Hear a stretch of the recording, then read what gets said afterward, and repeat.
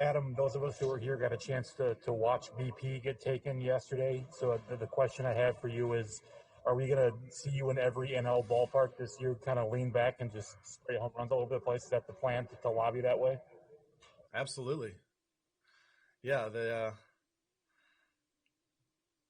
There's I don't know no guarantee of how many times I'm going to be a 7 o'clock or an 8 o'clock or 9 o'clock hero at the plate offensively, but I'm dang sure going to be a 5 o'clock hero almost every time. So it won't be for a lack of trying, I can tell you that. More fun to hit here than at the Dean, I would imagine.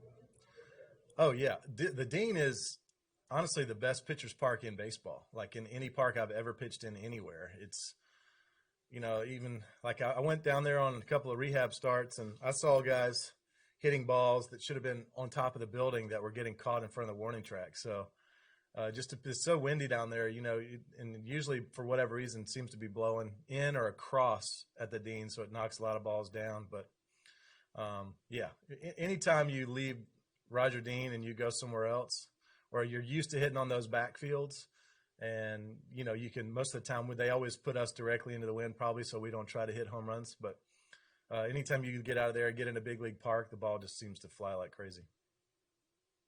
Derek Gould, St. Louis Post-Dispatch. Adam, did you lose any sleep over the last few nights, wondering if the NL might lose the DH? I did not, but Jamie Pogues just April fooled me the worst I've ever been got right now. I mean, he came up right before we were about to go out a stretch, and he goes, obviously, y'all don't have to come in to hit in the cage anymore. And I was like, why would we not hit in the cage? I mean, I'm trying to get ready, face a very good pitcher in a couple of days. He goes, well, they just agreed to terms. The DH is now fully in effect and expanded playoffs. And I was like, are you serious right now? Like 23rd hour? I can't even believe, I got all up and on, and then he started laughing. He's like, April Fools. Man, you got me. Got me good. I have two follow-up questions, if that's okay. Mm-hmm. One, you've told us often this spring that you feel younger, that you've been aging in reverse. What's Molina doing then when you watch him have a spring like that and play like he has? I mean, staying immortal like he always is. He just nothing he does surprises me. He's a little heavier than he was last year, and he got a little more pop in the bat.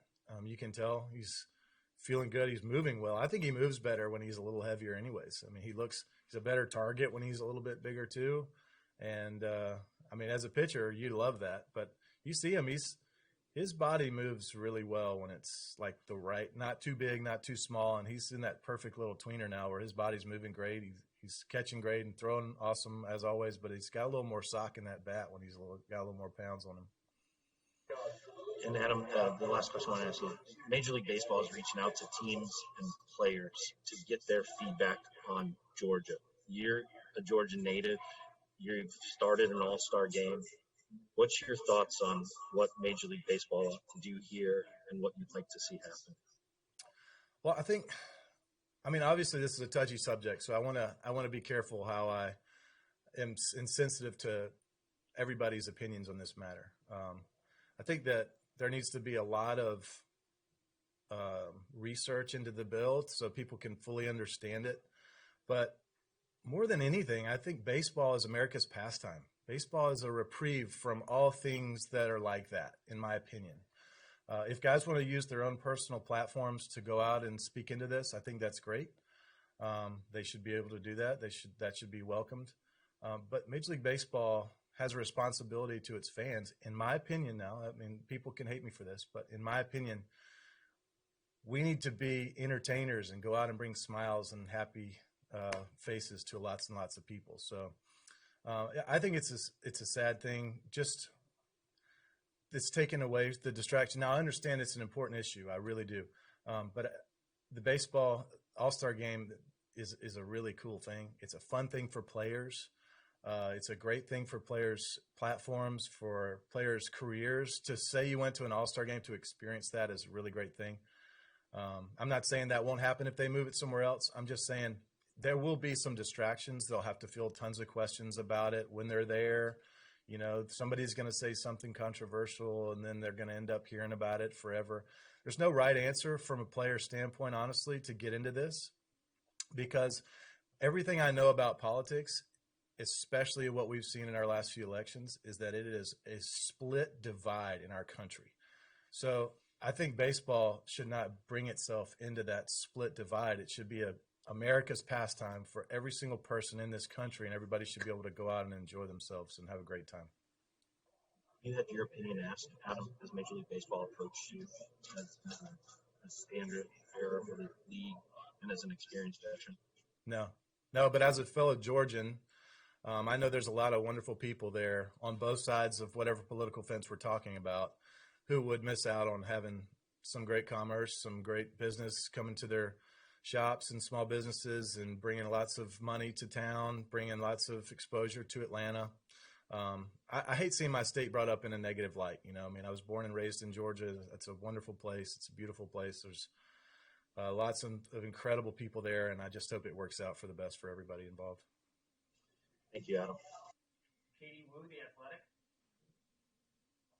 Hi, Adam. My name's Katie. I'm the new. Nice to meet you. This is your first. What'd you say, Katie? You broke up. Oh, can you hear me still? I can hear you now. Okay. My name's Katie. I'm the new athletic writer for the Cardinals. Monday was my first day, so nice to virtually meet you. You too. You know, opening day is a very special day in any kind of year, any kind of season. But does this one carry on a little bit more weight to you or feel a little bit more special based on what you guys went through last year as a team with COVID, a playoff chase, and now you're back in St. Louis? Is it just a little bit more impactful for you today? Well, it's nice to have fans in the stands again. I know it won't be max capacity, but it will be a little bit more normal. So that'll be good. But it's good to see baseball continue on. Last year, honestly, I don't know if there was anybody who thought we were going to be able to get through a whole season the way the season started out. You know, with us and the Marlins having so many guys that got nailed with the COVID right away, to be able to get through that and have a really good playoff atmosphere, to have a great World Series, very competitive year, a season where we played 2 months, but everybody felt like, you know what, that was a legit season. Like I really feel like everybody thought that. Going into this season, it seems like everything is a little bit more close to being normal. The guys are a little bit more used to the protocols in place. It just feels, you know, it's not like it's normal yet because there's still a lot of weird things we have to do. And I'm ready for all those things to be over with, and everybody is obviously, but it does still feel like baseball. And when we get out there and feel, even in Roger Dean, when we had, what was it, 1,200 or 1,400 fans in the stands, it was nice to hear fans applauding. And I think, to answer your question, I hope I'm answering this right, the fans, honestly, that's one of the biggest things is being able.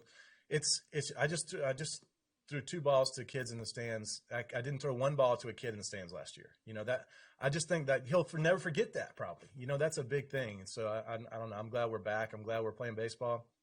I'm glad we're helping to bring some enjoyment to people's lives, because I know a lot of around the country it's still not normal. But I'm glad that we can go out and still play the game of baseball. Thank you.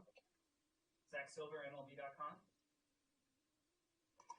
Hey, Adam, as a guy who's had some lengthy injury history and having to kind of get back into the game atmosphere, I'm curious what it's like for a guy like Jordan Hicks who hasn't been able to pitch in competition for a while, and what the recovery is like and road back to just, you know, you talked about just seeing fans for the first time, now just getting back onto the field and competing for the first time after a long time out. Yeah, well, I thought, you know what he did really well is he stayed within himself in spring training. I mean, I know it's just spring training, but that first game back after Tommy John, when you've been out for a full year plus, he's been out for longer than a year, you can have all kinds of crazy jitters. And I thought, you know, he might throw this ball midway up the screen because he throws the ball 105 miles an hour. Who knows how you can control that after a year. And I think his first pitch was a strike after missing that amount of time. But I thought he stayed within himself really well. Remember they won at bat his first outing. He had like 21 or 22 pitches. And I think like 17 or 18 of them were strikes, you know. Just very impressive to me to be able to come back out with that kind of composure. I thought he did great in spring training. I thought he got better each time he went out there. He started controlling his off-speed stuff really well too. So I mean, the guy's a freak of nature. He really is. I just can't understand how somebody could make a ball move 15 miles an hour faster than I can throw a ball. It's just crazy to me every time I think about it. And I don't want to ask like a changed Jordan, because obviously, he's still the same guy after 2 years out. But does time away from baseball, does that allow a pitcher to kind of reset some things, mental, physical, kind of hone back some mechanics, or just kind of take a little bit of time away? Obviously, you don't want to miss that time, but what kind of benefits can come from that kind of time out of the game? Yeah, and I think our pitcher Dakota is doing a great job too. Of when you're away from the game, you're struggling with an injury or whatever it is, or rehabbing, you could get down yourself and play the woe is me card, or you can pay attention, you can learn, you can watch, you can pick up on little things that maybe you wouldn't have had time to watch for, if you were out there playing or grinding every day. And so these guys are doing a great job. Jordan's done a great job of asking questions and paying attention and learning when he's not playing. That's a lot of time that could be wasted that was used in a positive for Jordan and for Dakota too, in my point of view. Last one, and we'll get Waino out of here. Ben Frederickson, St. Louis Post-Dispatch. Adam, there has not been a more steady beater of the drum when it comes to expectations and belief in Alex Reyes than you. Schultz said today that if he's not the official closer, but it looks like he could be used in those roles. What do you think we're going to see from Alex this year? And what do you think baseball will remember about him, because they haven't seen much of him for a while? So you already alluded to it, but I think he's a superstar. I think he's a number one starting pitcher. I think he's a lockdown closer, a guy that talented can pitch in any role possible. So, that it's a hard role. It's a hard position to put Alex in anywhere you put him, right? You don't want to throw him out there and pitch him 6-7 innings every time right away, because he hasn't pitched that many innings since his injuries. You don't want to just pitch him 1 inning for a full season, right? I feel like you don't want to do that, because then you're not really building him up for next year when he could be a potential number one starter. So it's a hard spot. I think you might see a Josh Hader type of role. I don't know that. I have not spoken to the manager at all about it. That's what I would do, but I'm not the manager. I am not the pitching coach. But whatever it's going to do to help Alex become who I think he can be is what they're going to try to do. I know. I mean, I don't think I'm the only one that thinks that. I think he's a superstar. I mean, the guy can hit, and he can bunt, and he can do all the little things perfectly. He's a great PFP guy. I mean, I'm just all the intangibles. He does them really well, aside from having what it takes between the years. The guy has, which is the most important thing, he has what it takes between the years to be a superstar. And he just needs that opportunity. He needs to stay healthy. He's had some rotten luck. So hopefully he stays healthy, and I think you're going to see a guy who is just an absolute phenom.